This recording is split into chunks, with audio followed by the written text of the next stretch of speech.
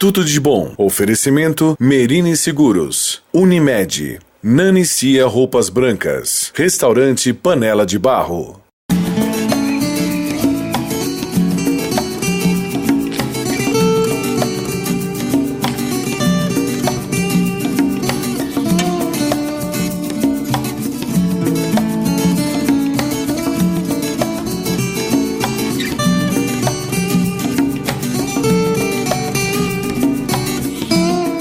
Olá, o programa Tudo de Bom está começando e hoje eu vou conversar com a doutora Bárbara Yankee Preto. A gente vai falar sobre febre reumática. Tudo certinho, doutora Bárbara? Tudo bem. Um oi aí a todos os espectadores do Tudo de Bom. Então, é bem interessante a gente falar sobre esse tema, até porque é uma doença que no nosso país, infelizmente, ainda é bastante frequente e desconhecida ou, assim, não entendida, vamos dizer, por grande parte dos pais, né? A febre reumática, na verdade, é uma doença que compromete principalmente crianças, a partir ali dos 5 anos, na sua maioria, mas pode vir desde os 3 anos de idade, até adolescentes, por volta de 15 anos. Ela é uma doença provocada por uma bactéria que chama Streptococcus e que é a bactéria mais comum, na verdade, de provocar amidalite. Então, aí que começa a gerar uma certa confusão nas pessoas, né, sobre amidalite, febre reumática. Então, acho que é legal a gente poder esclarecer algumas dúvidas, né? Então, assim, como essa bactéria Streptococcus é a bactéria mais comum de causar amidalite, é uma bactéria altamente difundida no nosso meio, principalmente no meio escolar, né, confinamento, as crianças acabam trocando vírus e bactérias. Então, né? Ela pode ser contagiosa? A bactéria, sim. A febre reumática, não, tá? Então, assim, a bactéria entra em contato com a criança e vai provocar, então, a amidalite. Tá, e aí, o que acontece? Toda criança vai ter febre reumática? Não. De todas as crianças que têm amidalite por Streptococcus, cerca de 3%, né, mais ou menos, vão desenvolver febre reumática. Quem vai ter febre reumática? Isso é uma predisposição genética. Não é a bactéria, não é a amidalite que determina isso. É se a criança tem essa predisposição. Então, assim, se o pai ou a mãe teve, se alguém na família teve, já aumenta um pouco a chance de ter, né? Mas também, às vezes, a criança pode ser o primeiro caso. Como saber, então, a diferença entre uma simples amidalite e quando ela está com uma febre reumática? Tá, então, assim, a amidalite, ela tem a história natural dela, né? A criança começa com dor de garganta, né? Se a gente olhar a garganta vai ficando vermelha, as amígdalas aumentam, pode ter placa de pus, fazer as chamadas ínguas, né? Febre. Aí o ideal é que quando a criança tem uma infecção de garganta, a mãe leve no médico, trate, né? Para erradicar a bactéria. O que acontece? Muitas vezes ou a criança não tem muitos sintomas, ou às vezes o tratamento não é adequado e não mata a bactéria, né? E essa bactéria aí acaba ficando ali meio... E a criança que tiver essa predisposição genética, cerca de 15 dias é a média depois da amidalite, ela começa a fazer o quadro da febre reumática. Quando a pessoa acha que já está tudo bem, então. Por isso que sempre é importante... né? Se a criança tem febre, tem dor de garganta, né? Sempre é importante levar para algum médico avaliar.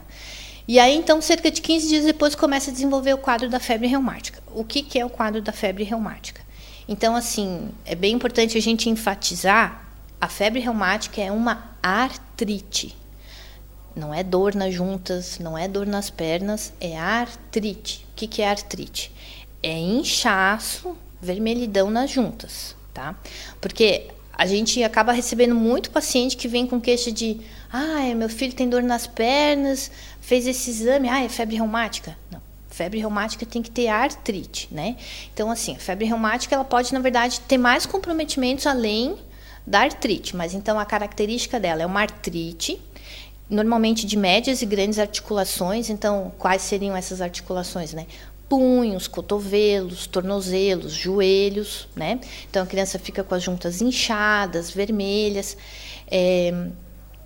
Normalmente ela é uma artrite migratória que a gente fala, né? Uns dias fica doendo mais o punho, depois vai para o tornozelo, depois vem para o joelho, tem essa característica, né? E ela pode ainda ter alguns outros comprometimentos, que seriam na pele, apresentar alguns nódulos, né? pode ter o comprometimento neurológico, que muitas pessoas desconhecem, né? Que se chama coreia, que a criança tem alguns movimentos involuntários, tem alteração do humor, às vezes alteração da letra, né? A letra da criança começa a ficar diferente por esses movimentos. E o comprometimento assim mais temido, né, e mais conhecido, que é o cardíaco, né? Sempre esses sintomas ela vai sentir se houver a febre reumática nos 15 dias depois que passou o problema da amidalite. E assim, bem claro, se ela tiver essa predisposição genética, né, para desenvolver a febre reumática, e ela não precisa ter todos, né, tipo o cardíaco, o neurológico, né, a parte das juntas é que caracteriza a doença. Aí algumas crianças vão ter a coreia, né, que é esse neurológico, algumas crianças vão ter a cardite e algumas crianças não vão ter só o articular. Então, isso é até bem interessante, então, as mães ou cuidadores das crianças prestarem atenção das crianças após uma amidalite, né? Isso é bem importante, porque às vezes a mãe está tranquila, né, e daqui a pouco a criança começa com uma queixa, né?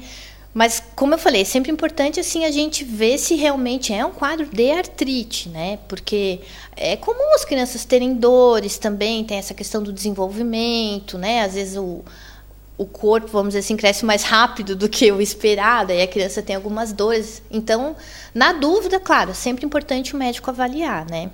Bom, doutora Bárbara, a senhora falou sobre o medo, né? O maior medo aí que seria um problema cardíaco. Qual seria esse problema? Então, assim, a febre reumática, ela pode provocar uma cardite. O que é isso? É uma inflamação do coração como um todo. O coração, ele tem 3 camadas, né? Uma mais externa, que, tipo, protege ele. A parte muscular, que é realmente o que bombeia, e a parte interna, que são as válvulas, né? Então, assim, a febre reumática pode fazer uma cardite, que é o comprometimento do coração como um todo. E aí, quando existe um comprometimento das válvulas, mais importante é que, assim, às vezes pode ter um risco até maior, né? Então, aí vem a história do sopro cardíaco, né? Que, assim, quando existe um comprometimento das válvulas, é que a gente ausculta, né, com aquele estetoscópio, o tal do sopro, né? O sopro, na verdade, alguém um dia disse que o barulho parecia um sopro, né? É porque é um barulho diferente, né? Mas, assim, nem todo sopro quer dizer que a criança tem febre reumática, né? Muitas crianças têm sopro desde que nasceram, é um sopro inocente que a gente fala, e por volta dos 18, 20 anos esse sopro some. Algumas crianças podem ter algum outro defeitinho, vamos dizer assim, no coração, que tenha um sopro que não tenha maiores repercussões. Agora, sim, se teve uma criança que vem com uma história de uma infecção de garganta, que teve febre, tudo, e tem um sopro, a gente não sabe como ela era antes, a gente tem que investigar, né? Tem que investigar. Eu atendo, às vezes, né, pessoas que vêm com história de febre reumática, eu não sei se foi, mas se tem um sopro cardíaco, a gente investiga, né? Tem que investigar para ver se foi da febre reumática ou não. Porque no Brasil ainda, a principal causa de cirurgia de válvula é febre reumática.